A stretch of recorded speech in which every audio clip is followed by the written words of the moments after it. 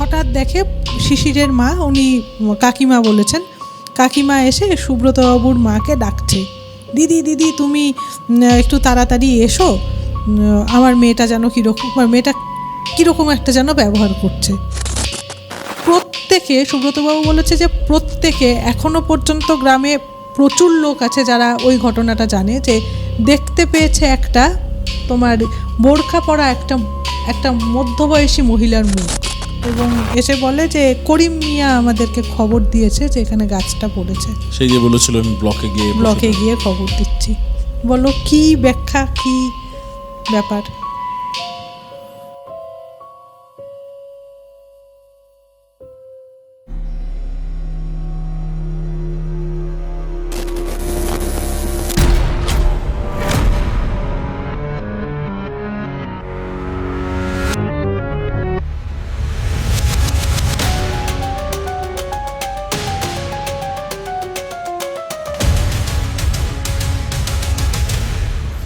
Hello and welcome to expare the uncanny podcast.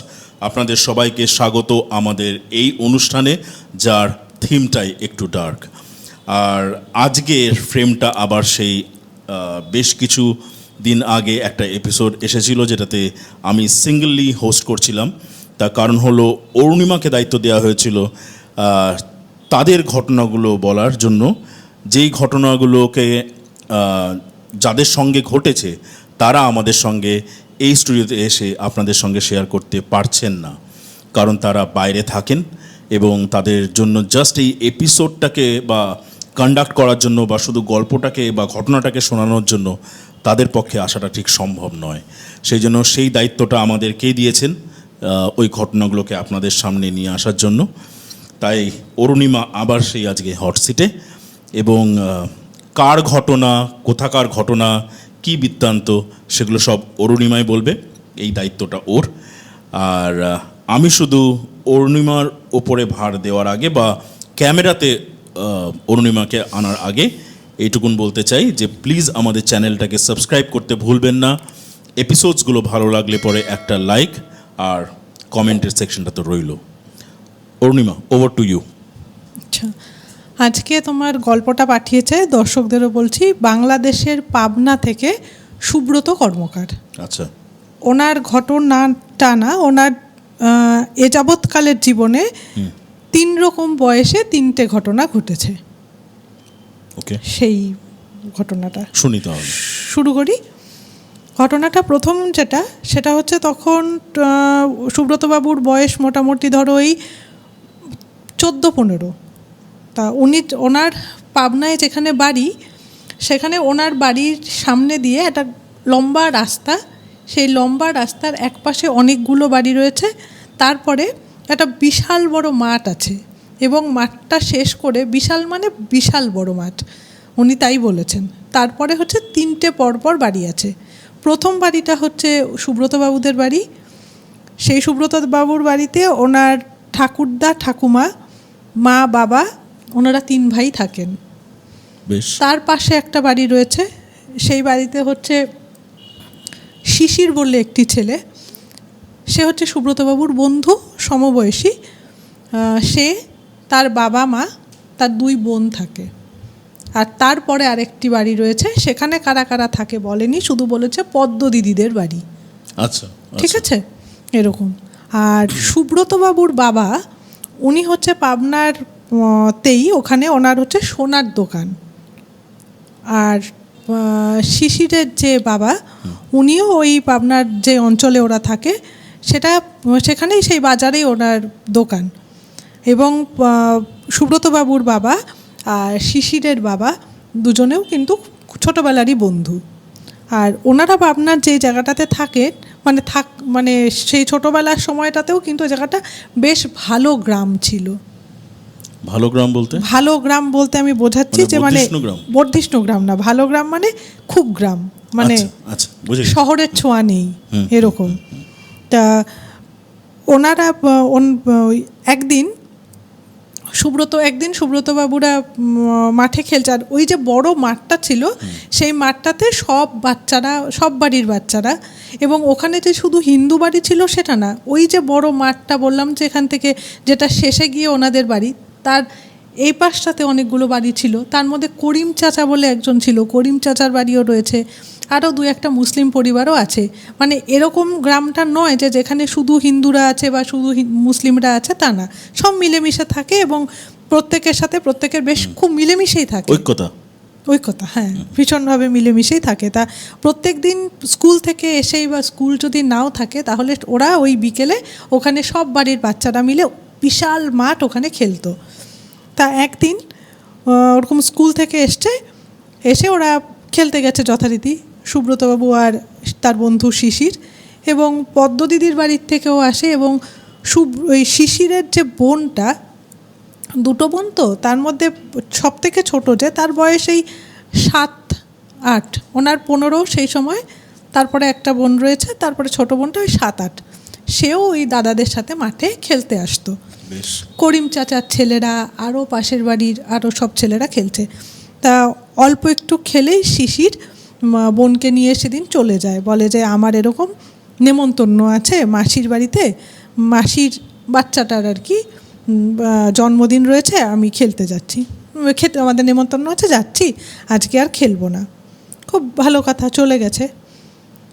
তা সুব্রতবাবুরাও খেলাধুলো হয়ে গেছে, সব কিছু হয়ে গেছে, বাড়িতে এসে অনেক রাত পর্যন্ত, শোয়া পর্যন্ত দেখেছে যে ওদের বাড়িতে তখনও আলো নেই। আলো বলতে কিন্তু এটা উনি মোটামুটি বলেছেন যে 48 বছর মতন আগের ঘটনা, আচ্ছা, এতটাই আগের। তা দেখেছে যে মানে শিশিররা ফিরেছে কিনা দেখার জন্য দেখছে, পাশেই তো, দেখেছে না তখনও আলো, মানে হেরিকেনের আলো, হ্যাজাকের আলো কিছুই দেখা যাচ্ছে না, মানে বাড়িতে কেউ নেই, মানে তখনও ফেরেনি, ওরা শুয়ে পড়েছে। পরের দিন সকালবেলা হঠাৎ দেখে শিশিরের মা, উনি কাকিমা বলেছেন, কাকিমা এসে সুব্রতবাবুর মাকে ডাকছে, দিদি তুমি একটু তাড়াতাড়ি এসো, আমার মেয়েটা যেন কীরকম একটা যেন ব্যবহার করছে। কীরকম ব্যবহার করছে? ও সঙ্গে সঙ্গে গিয়েছে বাড়িতে গিয়ে দেখছে যে মেয়েটা তোমার শোয়ার ঘরের, আর তখন কিন্তু অনেকটা সকাল, শোয়ার ঘরের চৌকির পাশে একটা আমাদের ওই আসন থাকে যে পুজো করার, ওই আসন পেতে বসে আছে মেয়েটা হাঁটু গেড়ে, এবং মেয়েটা নামাজ পড়ছে। হ্যাঁ, আচ্ছা, এইখান থেকে সুব্রতবাবুরা দেখেছেন। এখন দেখে সবাই অবাক হয়ে গেছে যে কি হয়েছে, কি ব্যাপার বৃত্তান্ত। তা বলছে যে মানে কেন, কি হয়েছে? সুব্রতবাবুর মা জিজ্ঞেস করছে যে নামাজ পড়ছে, ওকে তোলাও যাচ্ছে না ওখানে, এবং একটা নির্দিষ্ট সময়ের পরে মেয়েটা নিজেই উঠে আসন ফাসন বাজ করে রেখে দেয়, এবং ও কিন্তু স্বাভাবিক। তা বলছে এই ঘটনাটা হচ্ছে আগের দিন থেকে। নেমন্তন্নর দিন কি হয়েছে যে খেতে গেছে ওরা, খেয়ে যখন ফিরছে, হেঁটে আসছে, অন্য গ্রামে হেঁটে আসছে, এসে করিম চাচার বাড়ির আরেকটু আগের থেকে মেয়েটার একটু বাথরুম পেয়েছে, বাচ্চা মেয়ে তো 7-8 বছরের। হ্যাঁ, এবার মা বলেছে মাঠটা পেরোলেই তো বাড়িতে গিয়ে করবি, তা না, ও বাড়ি অবধি যাবে না। আচ্ছা, ও বাড়ি অবধি যাবে না, ওকে মানে ও যাবেই না কিছুতেই। তারপরে যাই হোক মাঠের একটা কোণে ও ওখান থেকে বাথরুম টাথরুম করে বাড়িতে এসে যখন সবাই শুয়ে পড়েছে, মাঝরাত্রে মেয়েটার প্রবল জ্বর এসছে, এবং পাখা দিয়ে হাওয়া করা, জলপটি দেওয়া, এই সব কিছু হয়েছে, এবং মেয়েটার জ্বরটা কমেও গেছে। ওর মা যখন ঘুম থেকে উঠেছে তখন দেখছে যে মেয়ের জ্বর কমে গেছে। ওর মা রান্নাঘরে চলে গেছে, উঠোন টুঠোন ঝাড় দিচ্ছে। হঠাৎ ঘর থেকে একটা আওয়াজ শুনতে পায় যে বাচ্চা মেয়েটা ডাকছে আম্মু, মাকে। মা ঝাড় দিতে দিতে একবার ঘরের দিকে তাকায় যে আমাকেই কি, আবার ডাকছে আম্মু। তখন মা বলছে কি হয়েছে বাবা, তুমি আমাকে আম্মু বলে ডাকছো কেন? তা তুমি তো আমাকে মা বলেই ডাকে, আম্মু বলে কেন ডাকছো? মেয়েটি কোনো উত্তর দেয়নি। মেয়েটি বলছে আমার একটা আসন হবে। তখন বলছে কিসের জন্য? বলছে যে আজানের আওয়াজ হচ্ছে। মা বলছে কি হচ্ছে? 7-8 বছরের মেয়ে কালকে জন্মদিনের নেমন্তন্ন খেতে গেছিল, সেখানে অনেকেই এসছিল, তাদের কারোর কাছ থেকে কি শুনে এলো যে এটা নাকি আম্মু বলে ডাকে? জ্বরও এসছিল। ওর মা কিন্তু খুব একটা কিছু সেরকম পাত্তা দেয়নি, ওর মা চলে গেছে। তারপরে যখন ওর মা আবার বড় ঘরের মধ্যে, মানে যেটা ওদের শোবার ঘর, বলছে যে সেখানে রাত্রিবেলা তোমার মশলার কোটো হেনা তেনা এগুলো সমস্ত নিয়ে এসে রাখতো। একটা বড় ঝুড়ির মধ্যে মশলার কোটো টোটো সাজানো থাকতো, সেগুলো বড় ঘরে নিয়ে এসে রাখতো।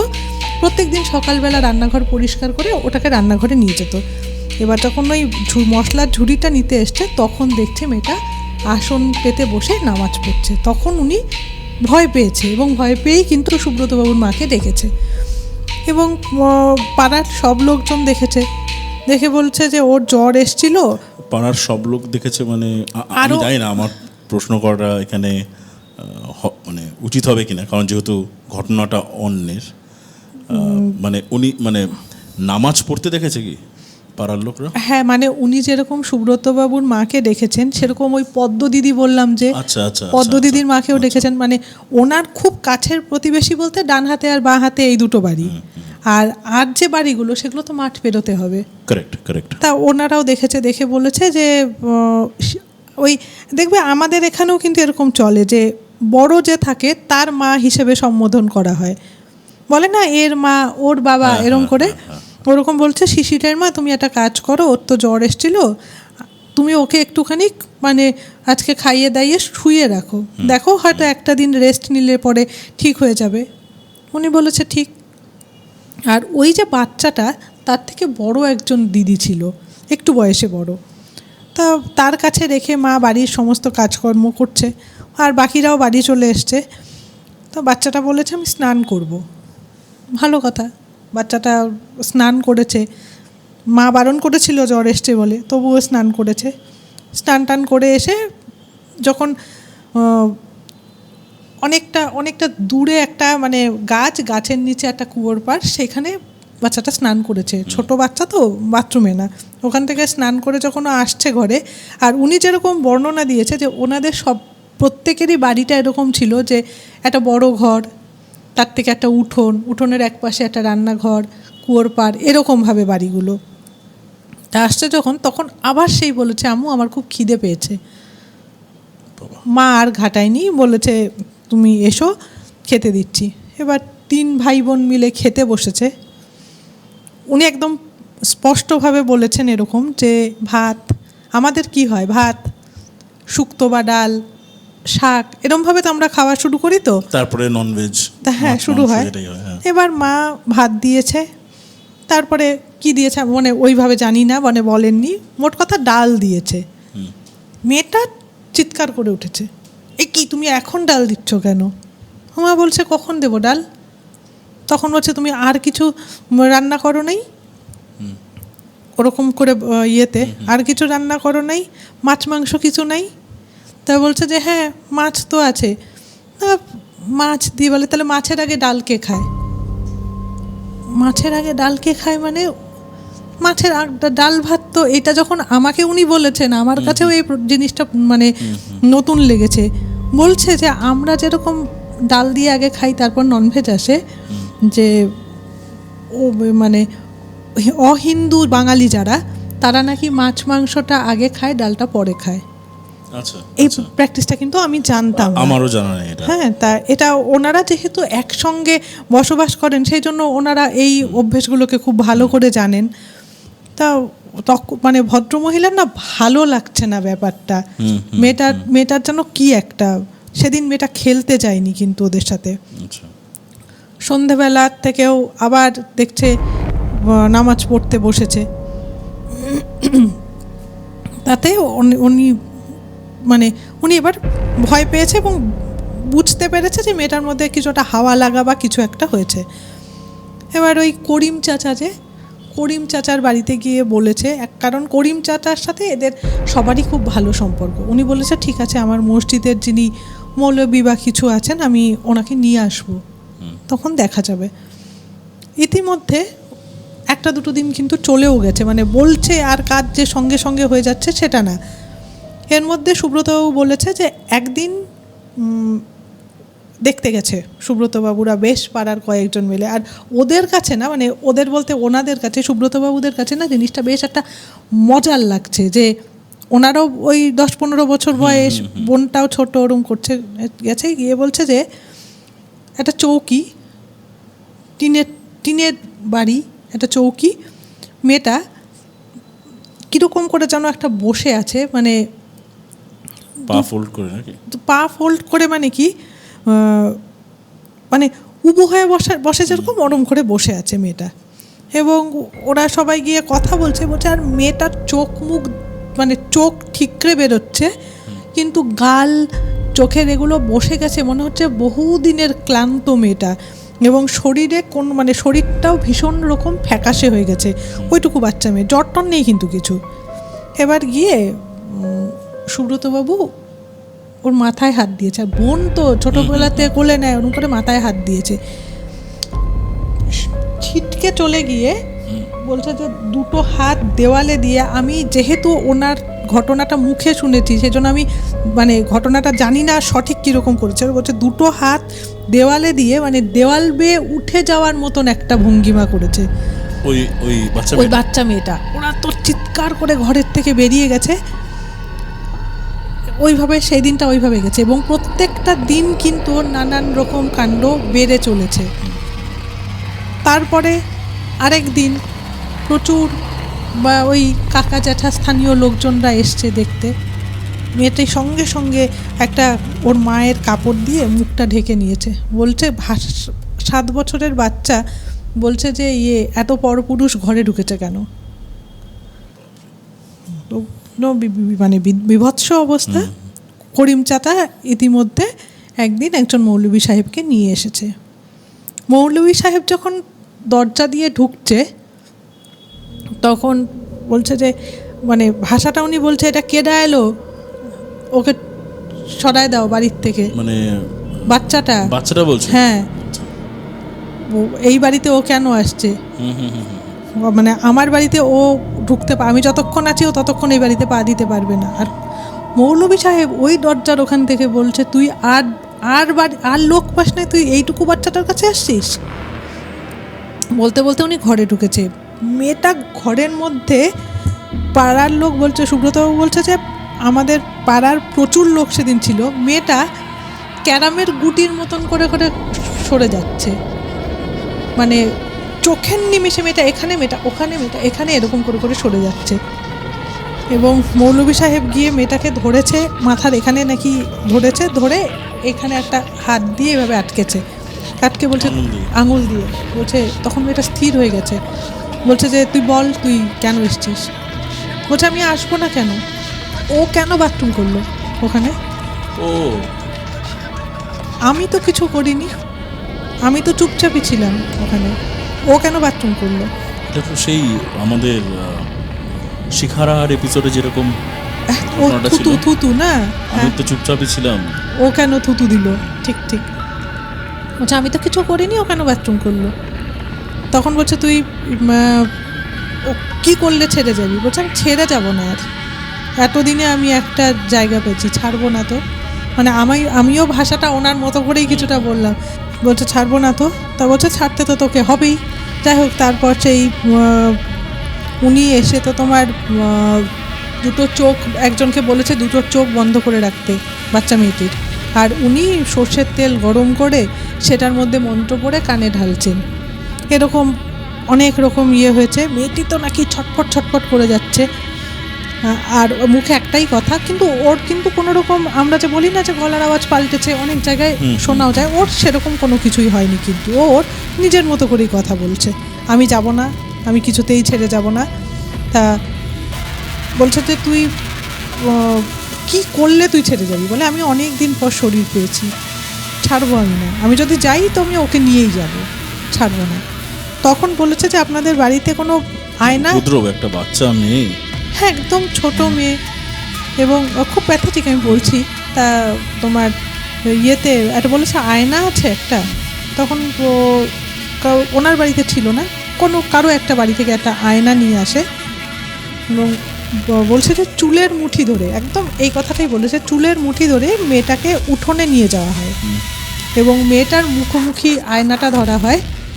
প্রত্যেকে, সুব্রতবাবু বলেছে যে প্রত্যেকে, এখনো পর্যন্ত গ্রামে প্রচুর লোক আছে যারা ওই ঘটনাটা জানে, যে দেখতে পেয়েছে একটা তোমার বোরখা পরা একটা মধ্যবয়সী মহিলার মুখ। সবাই দেখতে পেয়েছে? সবাই দেখেছে, প্রত্যেকে দেখেছে।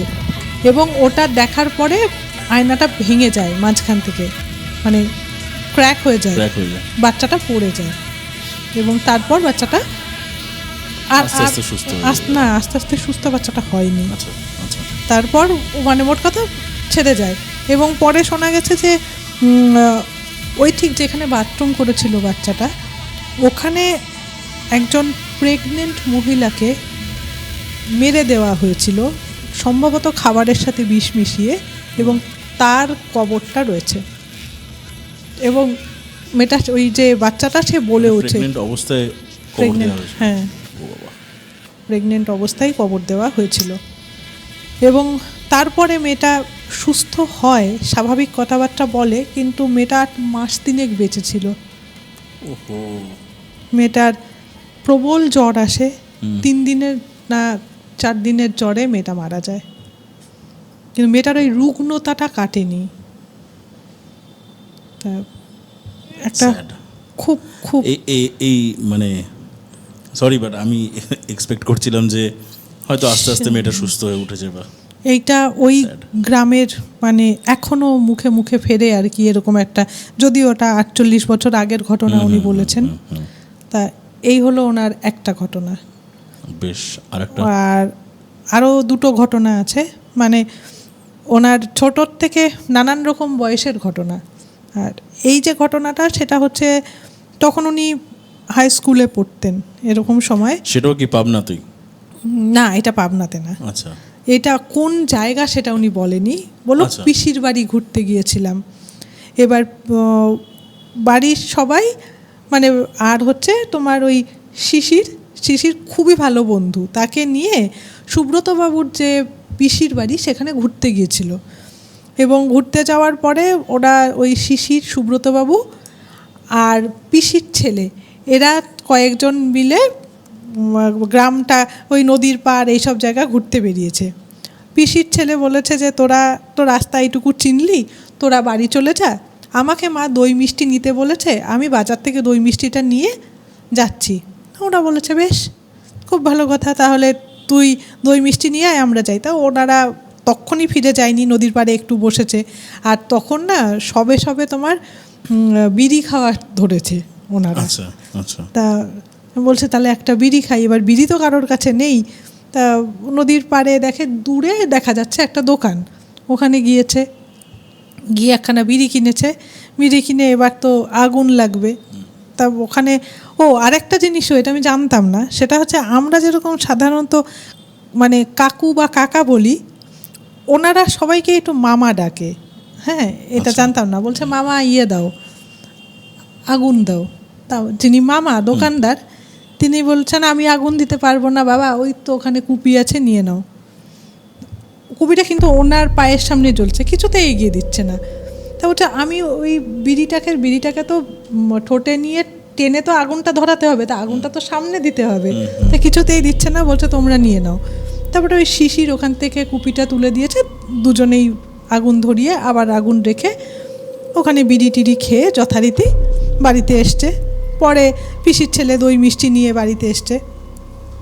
তারপর যখন রাত্রিবেলা সবাই শুয়েছে, তখন বলছে যে জানিস আজকে তো নদীর পাড়ে তুই মিষ্টি আনতে চলে গেছিলি, তখন আমরা ওখানে ছিলাম, মামার দোকান থেকে বিড়ি খেলাম। বলে কোন মামার দোকান থেকে? তখন হচ্ছে কেন, ওই যে নদীর পাড়ে। বলছে নদীর পাড়ে কোথায় মামার দোকান, দেখাস তো কালকে।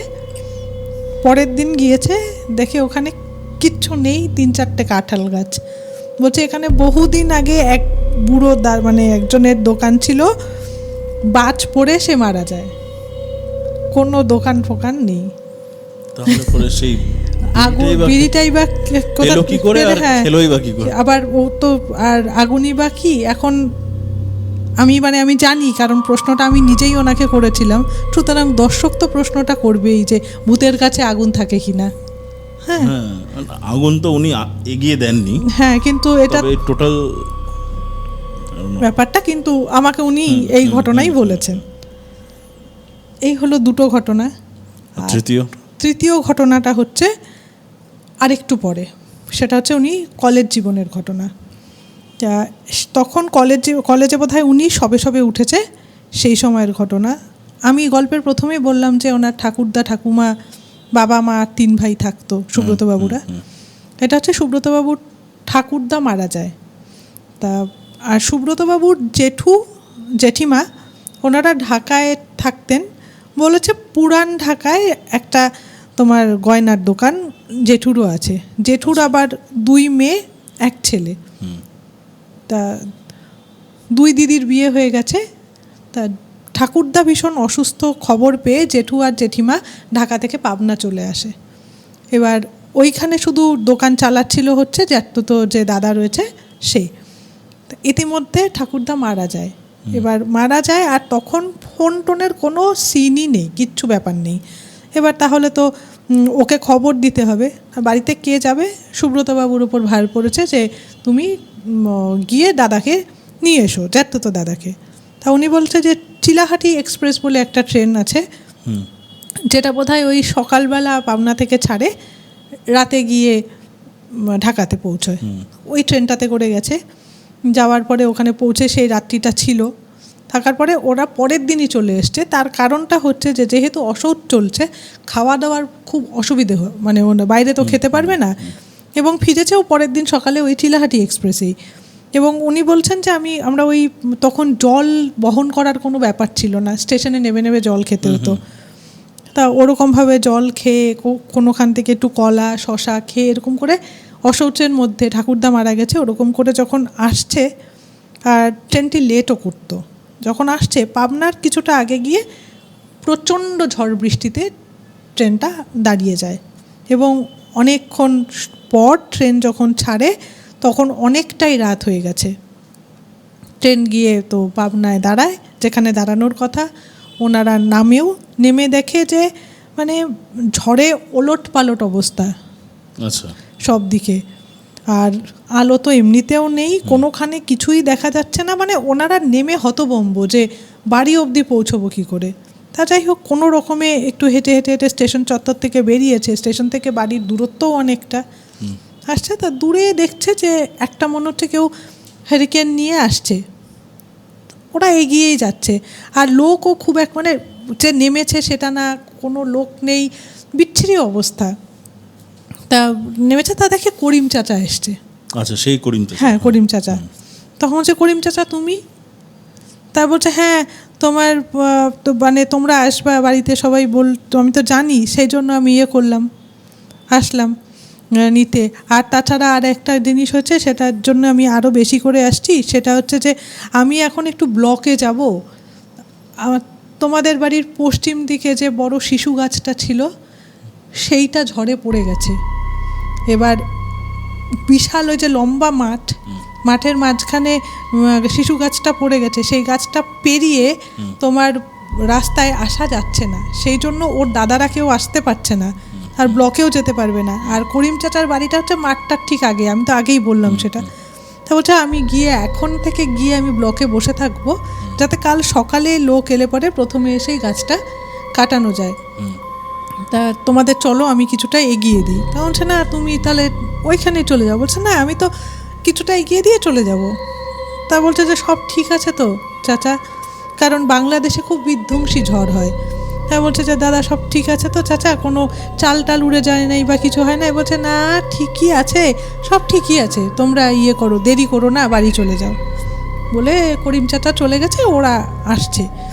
ওরা যখন বাড়ির কাছাকাছি আসছে, তখন দেখছে ওদের বাড়ির মানে মাঠটার এই পারে প্রচুর পরিমাণে তোমার আলো দেখা যাচ্ছে। আলো বলতে হেরিকেনের আলো, হ্যাজাকের আলো, এই প্রচুর আলো জ্বলছে। মনে হচ্ছে কিরে বাবা, এত আলো জ্বলছে কেন এদিকে? ওরা কিন্তু ভয় একটু, মানে তাহলে কি গাছ পড়ে গেছে দেখতে এসছে? বাংলাদেশ বা যে কোনো জায়গায় ঝড় হলে গাছ পড়ে যাবে এটাই দেখবার মতন এমন কিছু জিনিস নেই। ওরা এগিয়ে এসছে কিছুটা, এসে দেখছে গোটা ভিড়টা করিম চাচার বাড়িতে। আচ্ছা, ওরা বলছে, এবং করিম চাচার বাড়ির সামনে প্রচুর লোক দাঁড়িয়ে আছে, ওর দুই দাদাও দাঁড়িয়ে আছে, মানে সুব্রতবাবুর দুই দাদাও দাঁড়িয়ে আছে, আর শিশির আছে, এরাও দাঁড়িয়ে আছে। তখন বলছে, কিরে তোরা আসতে পারলি ইয়েতে? ট্রেন? বলে হ্যাঁ, যা ট্রেন ওখানে কিছুক্ষণ দাঁড়িয়েছিল ঝড়ে, তারপরে এসছি। করিম চাচা এগিয়ে দিল। সবাই ওনাদের মুখের দিকে শুধু তাকিয়েছে, বলছে ভিতরে আয়, আজে বাজে কথা বলিস না, ভিতরে আয়। ভেতরে গেছে, ভেতরে গিয়ে বলছে যে সুব্রতবাবু মানে বলতে পারছেন না কথাটা, বলছে যে ওই বারান্দার মধ্যে করিম চাচার দেহটা শোয়ানো আছে। ঝড়ের সময় ওই পশ্চিম দিকে ওখানে গরু বাঁধা ছিল, উনি গরুটা আনতে গেছিলেন, গাছের একটা ডাল বা গাছের কিছু করিম চাচার গায়ে পড়ে এবং করিম চাচা ওখানে মারা যায়। বলছে যে এক বিন্দু কোনোখান দিয়ে রক্ত বেরোয়নি ওনার। আচ্ছা, ওরকম মনে হচ্ছে করিম চাচা ঘুমিয়ে আছে। তা মানে 20-15 মিনিট আগে লোকটা এগিয়ে দিয়ে গেছে তো লণ্ঠন নিয়ে, আর সেই লোকটাকে দেখছে বারান্দার মধ্যে ওরকমভাবে পড়ে আছে।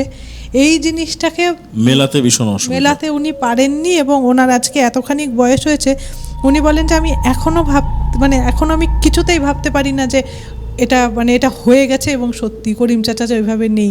যেই লোকটা আমাদের এগিয়ে দিয়ে গেল এবং পরে দেখছি যে ওরকমভাবে পড়ে আছে। পরের দিন সকালবেলা, খুব বেশ সকালেই গাছ কাটার লোক আসে এবং এসে বলে যে করিম মিয়া আমাদেরকে খবর দিয়েছে যে এখানে গাছটা পড়েছে। সেই যে বলেছিল আমি ব্লকে গিয়ে খবর দিচ্ছি। বলো কি ব্যাখ্যা, কি ব্যাপার? না, ব্যাখ্যা তো এর মানে খুঁজে পাওয়াটাই সাংঘাতিক ব্যাপার, এর কোনো ব্যাখ্যা নেই। এবং এই যে 3টে ঘটনা তুমি শোনালে, first of all thank you সুব্রতবাবু, এই 3টে ঘটনা শেয়ার করার জন্য আমাদের এই প্ল্যাটফর্মে অসংখ্য ধন্যবাদ। আর এই যে 3টে ঘটনা যে শুনলাম আর কি, সেখানে আমি জানি না, মানে মানে বলো না তর্কে বহুদূর, হ্যাঁ, বিশ্বাসে মিলায় বস্তু তর্কে বহুদূর। তো ব্যাপারটা হচ্ছে যে আমরা কিন্তু এই ঘটনাটা নিয়ে, মানে তুমি প্রথমে যে বাচ্চা মেয়েটার ঘটনা বললে, মানে ওনার যে ঘটনা, এটা নিয়ে 3 নম্বর ঘটনা।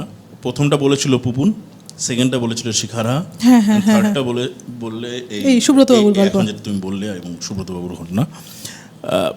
ব্যাপারটা কিন্তু একই, মানে ইনসেপশনটা কিন্তু একই একদম। সেটা ধরো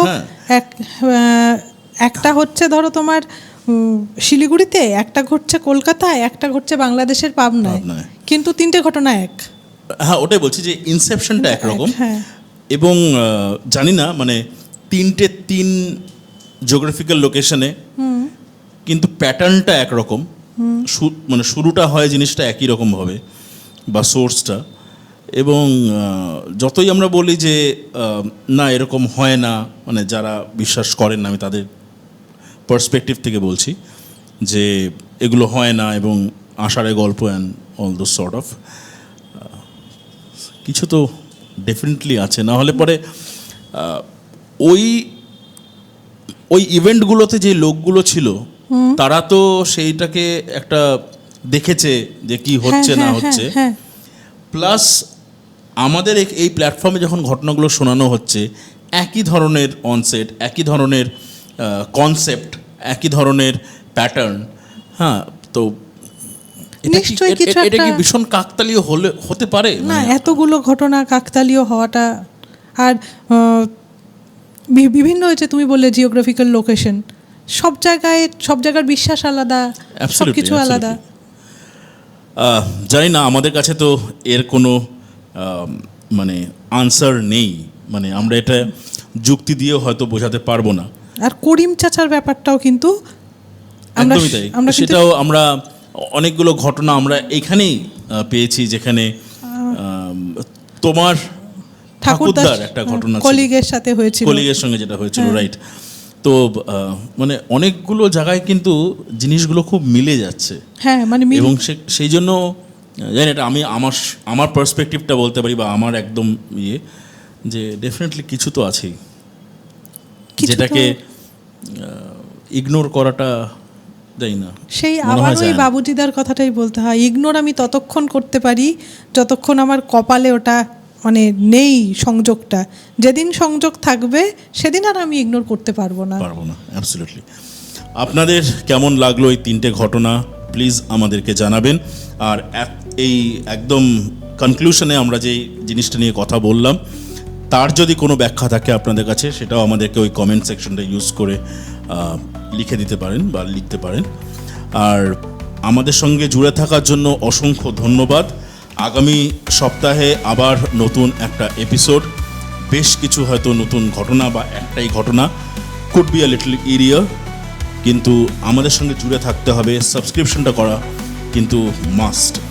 আগামী দিনে আবার দেখা হবে, ততক্ষণ ভালো থাকুন আর জুড়ে থাকুন আমাদের এই প্ল্যাটফর্ম যার নাম এক্সপিয়ার দ্য আনক্যানি পডকাস্ট। ভালো থাকুন সবাই।